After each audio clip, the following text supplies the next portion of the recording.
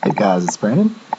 Welcome to this video. Had a fun experience today, and I wanted to share this experience with you guys. I played in a simultaneous exhibition versus three-time U.S. chess champ Grandmaster Larry Christiansen.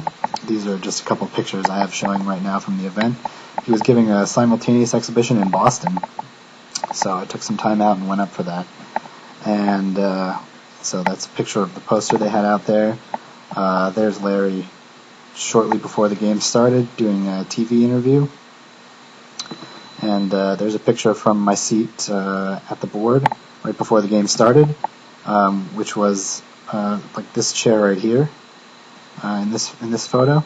So yeah, it's put on by I think the company was Equity Life, a financial company. It's a sponsored event. I guess they do it every month. I'd never heard about it until this month.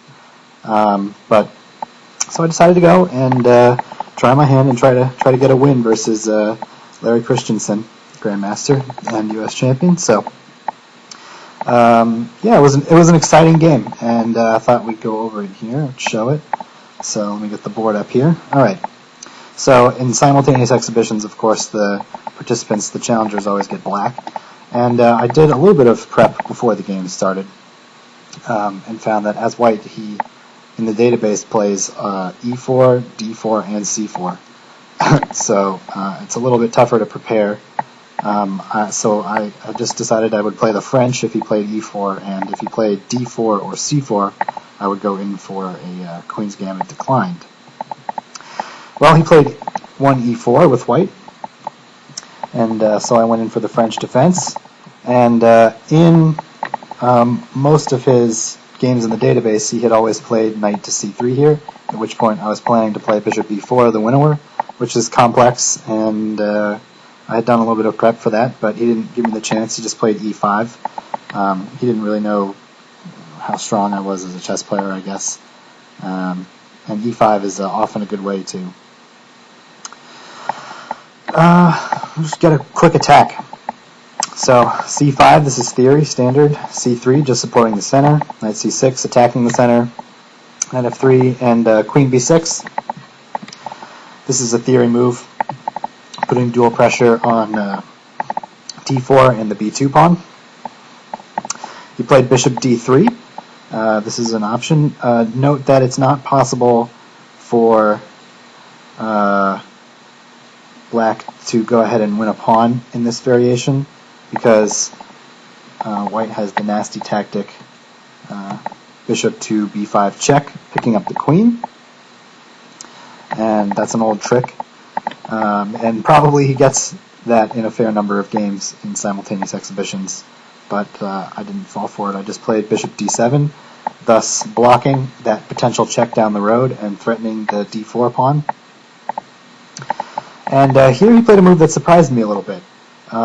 He played the move, I'm not sure how often this is played in theory, but I think it is a move, but he played the move d takes c5 here, which I just answered with bishop takes c5 with tempo on the f2 pawn, and he castled. And yeah, I don't really know the theory of this position particularly well. I did spot that knight to e7 is not really an option for me in this particular position, because b4 would just win a piece and the bishop would have nowhere to go. I'd have to take on f2 because the d6 is covered by the pawn, and the knight is blocking any retreat this way, and the queen is blocking any retreat this way. So I played the move queen to c7, both to put pressure on this pawn and give the bishop a retreat square in case of the move b4, and thus free up my knight to come to e7. So he played rook e1, logical, just defending the pawn, getting the rook onto this file where it belongs here. And I played the move knight ge7, just developing, and he did play b4, so that forces bishop to b6. And then he played knight a3. This is a bit of a strange move, but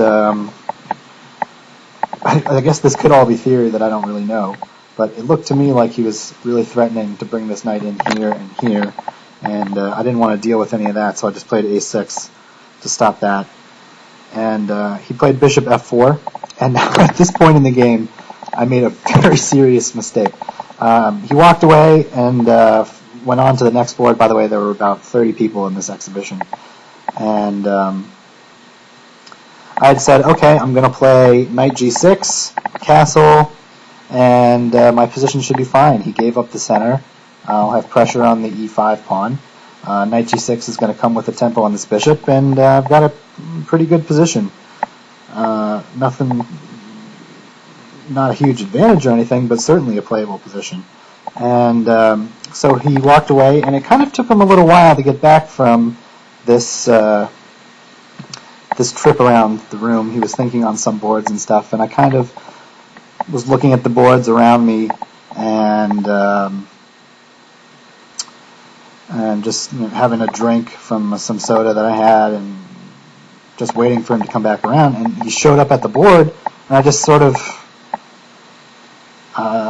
slipped a little bit. I just forgot to play knight g6 and instead just castled first, which of course is crazy because it allows a very basic bishop takes h7 check, which I saw and thought that knight g6 would have been just fine. And this is a pretty common Greek gift sacrifice in these types of positions. But I don't know, I just kind of forgot about it. So being Larry, he is known for attacking, and he went in for it. And bishop, and this is a pretty tough position here. The point of this Greek gift sacrifice is that if it's made in two if the king comes here, because queen here, and then this is checkmate. And if king to g8, then again here, and this is still probably checkmate. I'm not 100% sure if there's a defense here.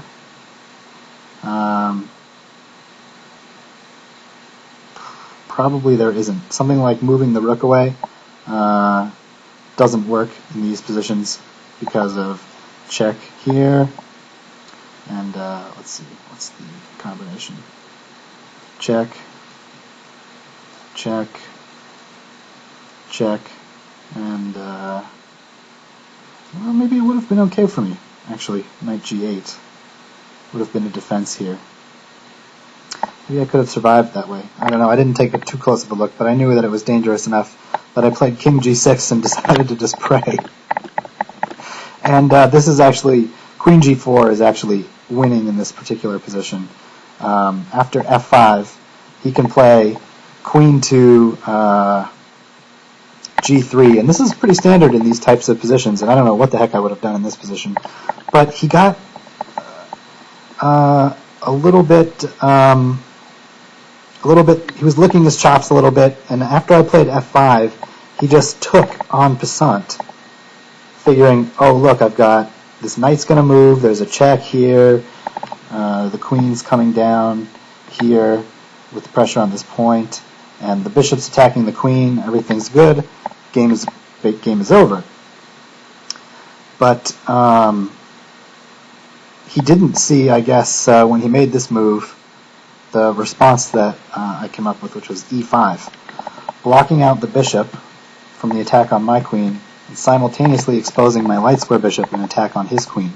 And actually, at this point, I think it's actually getting pretty bad. It looks pretty scary for white, but for black because of all the queen and all these pieces around the king. But I'm not sure that I don't think there's anything for him to do at this point except play what he did, which is knight e6, check, discovered check, walking into a pin, but king takes f6. Now I'm threatening just to take off the knight and the bishop, and well, he kind of did really the only thing he could do in this position, which was to play bishop g5 check. And now after king f7, we traded queens, and he took the rook. So what we have in this position is an approximate material balance where I have two minor pieces, the light square bishop and this knight for a rook and a pawn. Right? 1, 2, 3, 4, 5, 1, 2, 3, 4, 5, 6. So That's an approximate material balance, and but I do have a nice center, and this knight here is kind of silly, doing not a whole lot, and so it's maybe this position already is even better for me, but he wasn't obviously going to quit in this position, so he played on. He played bishop to e3. I guess he decided this bishop was strong on this diagonal, and he didn't want any of this kind of thing coming in, which I was certainly planning if he had allowed me to do stuff like that. So I was thinking, okay, I'll make moves like moving the king out here, swinging the rook onto this, putting pressure on this pawn with the bishop. So that was sort of a working plan. And he wanted to put that out right away, but I played this move d4 just to get my central majority going, freeing up this potential square here, e4 for the knight, trying to get a passed pawn here in the center. And he played knight c4, counterattacking my bishop, and I decided that I would go in for this exchange, now take the pawn check, and play rook d8. And at this point, I think that black might be seriously better here. I'm threatening to come in with the rook, and you'll notice he can't challenge me on the d-file because my bishop is very nicely placed, covering this this pawn. It's covering this square here on d1. So my pieces are active. I have 2 pieces for the rook. He does have a pawn for it, so it's not totally clear. And my pawn structure is a little fractured. There's these pawns here, so it's not a resignable position or anything, but it's definitely a little bit better for black. So I was starting to feel pretty good here, like I had some chances to actually win this game. And he played the move knight to c4, getting the knight back towards the center and covering this penetration point here from my rook. So I played king f6 just to also cover this pawn, which was now being attacked twice. And he played h3, trying to chase my bishop off of this diagonal where it's covering the d-file. So I tried to keep it on the on that square as long as possible. Maybe this is inaccurate. I wasn't sure if he was going to play g4, but he decided that getting this pawn majority going was his only chance in the game, I guess. Not his only chance, but his best chance to win. So he wanted to get these pawns moving anyway. So maybe I should have gone, instead of bishop to h5 there, I should have gone bishop to e6 right away. But after g4, I was just planning to go bishop f7, attacking this knight. And well, I think black is still doing pretty well here.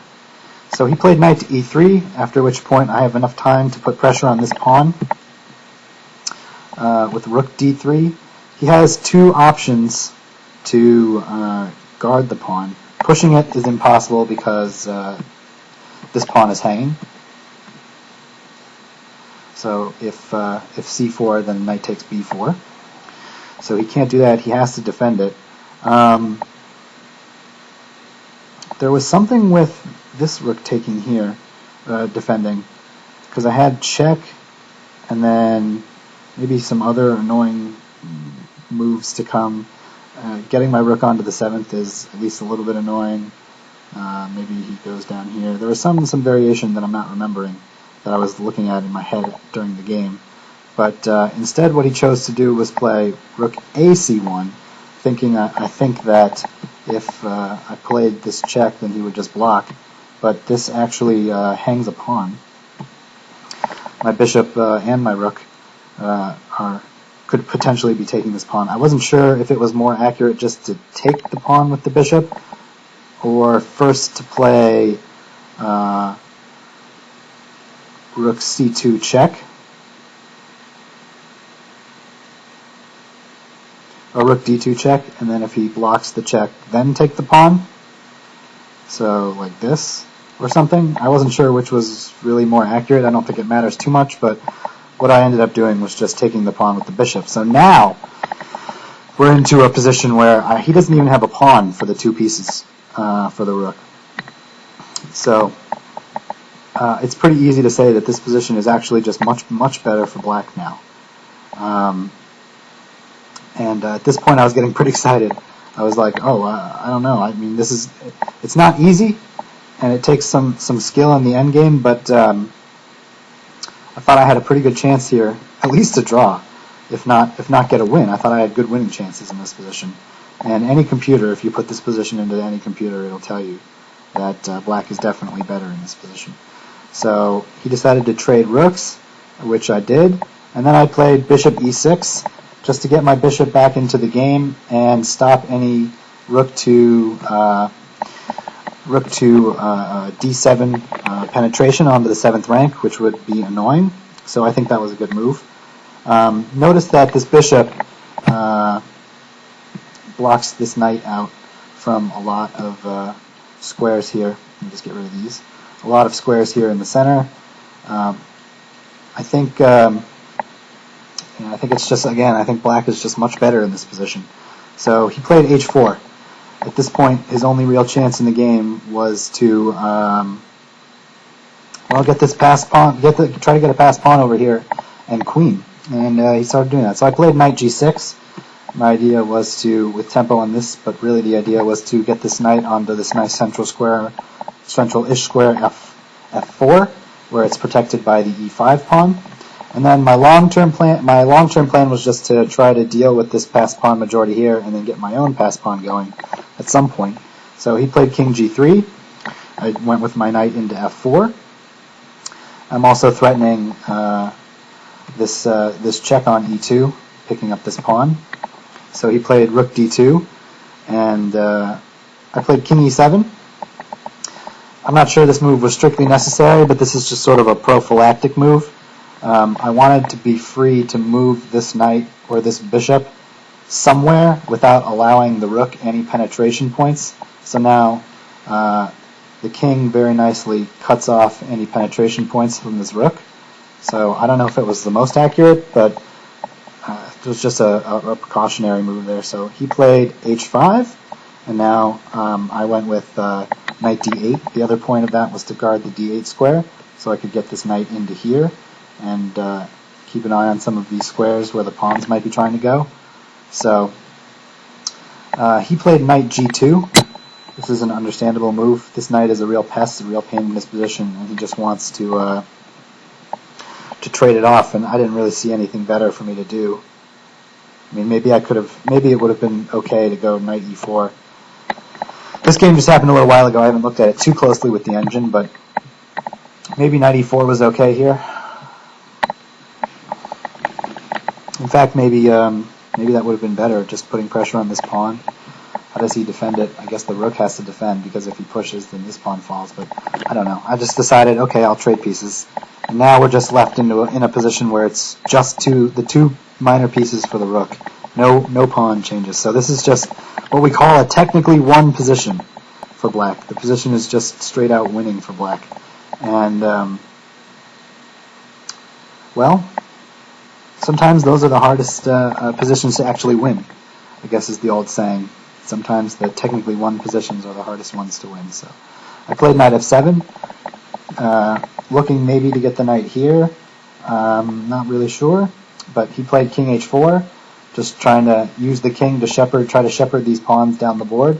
So it takes a little bit of accuracy for me to stop these pawns from queening. So I played bishop d5, tempo on the rook, and looking to move this pawn up the board. He played rook g1, and I played e4. And now he played g5, king e6, and now king g4. So I'm still covering this this square here, h6. So he can't push the pawn majority. And of course, if he at any point pushes here, then I have a number of options. He wouldn't do that, but I could probably just blockade with a move like this and then push my own pawn, or I don't know. That makes it more difficult for him to play, so he would never play that. But at this position, I was thinking I was really, really close to a win here.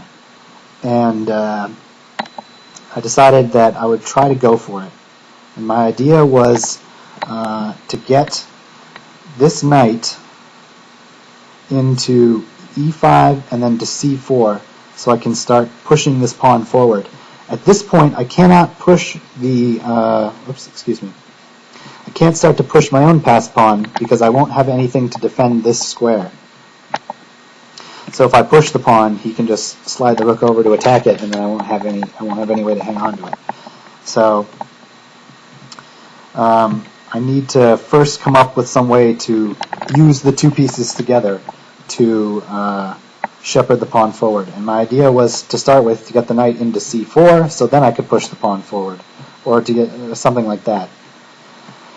And I thought my king was close enough to the pawns over here that the king could come back and blockade the passed pawn, which would be on at some point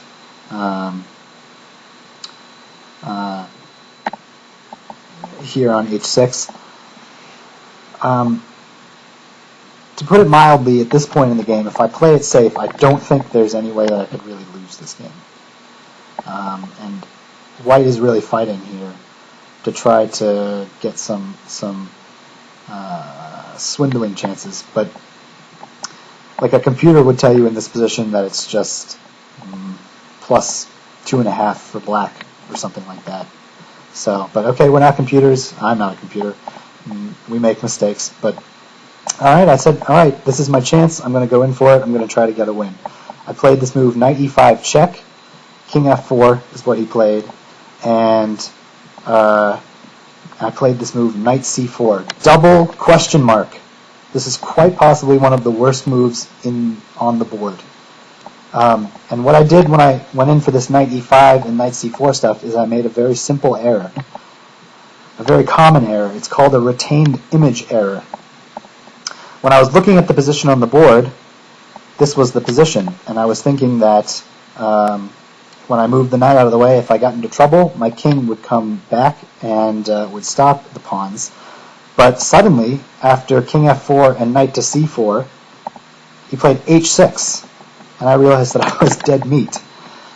The problem is, when I take the pawn here, suddenly his rook is covering my king from getting back, which I did not see in the previous position after playing knight to c4 when I was calculating back here, because the pawn and the king are on. You understand, when I'm looking at the board, this is what I'm seeing, this position. So in my head, I'm thinking the king can get back without mentally picturing that the pawn and the king might no longer be on the g file. Thus, the rook would be cutting off my king from getting back in time to stop the pawns. So knight c4, double question mark. And he played h6, and I'm not sure if I could have just played knight c7 or what, but I kind of panicked, played king take g6, g6, and then I tried to get my knight back, knight e5, h7, knight f7. I thought maybe I would have some chances. He was, of course, walking around to other boards at this point. Maybe I could blockade, something, anything or that I could keep the knight here and sacrifice the knight for the pawn, and still have a passed pawn and a bishop and for a rook and try to draw this. But yeah, he was very cool about it. He played very technical, the rook g6 check, and I knew I could have resigned at this point, because after king to e7, he has a very strong reply, rook to g7. The idea being that he's going to sacrifice the rook for the knight, at which point I'll have to take with the king, and will no longer have anything covering the queening square. And my knight won't be able to move because it is pinned to the king. So I just played king e7, and then after rook g7 I resigned the game because, well, there's just nothing to do. I mean, so just to show you on the board, when he goes like this, then there's just check, and then he queens. There's nothing to be done. There's no defense. So Yeah, a little heartbreaking. A little heartbreaking to lose a game like that. That I had just a much better position, and I got a little carried away. I could have played it safe and probably gotten a draw if I really wanted to, but yeah, I just wanted to go for the win, and it didn't work out. I mean, it's okay. You could argue that he got a little overexcited himself early in the game after F5 and played EF, which is really a mistake when he should have just played the pretty standard Queen G3, which was definitely winning. But on the other hand, I should never have been in this position in the first place, all the way back here, because I intended to play Knight G6 and then Castle, and then I just forgot about that. So, all right, an interesting game. I guess I could do a quick overview here. So it was a French defense advanced variation, and he played this move D takes C5. I don't know if that's really theory or what, but and then Queen C7. Yeah, Knight G7. Bishop comes back to B6. Okay, I wanted to stop the knight from getting into D6. So, yeah, I really should have played Knight G6 first here, and I think I'm just fine. But bad mistake here, which was compounded by his own bad mistake here. But luckily I found the defensive resources to fend off this attack, and managed to get into a 2 pieces for a rook plus a pawn endgame, which is about roughly equal material. But I did manage to win one of the pawns back after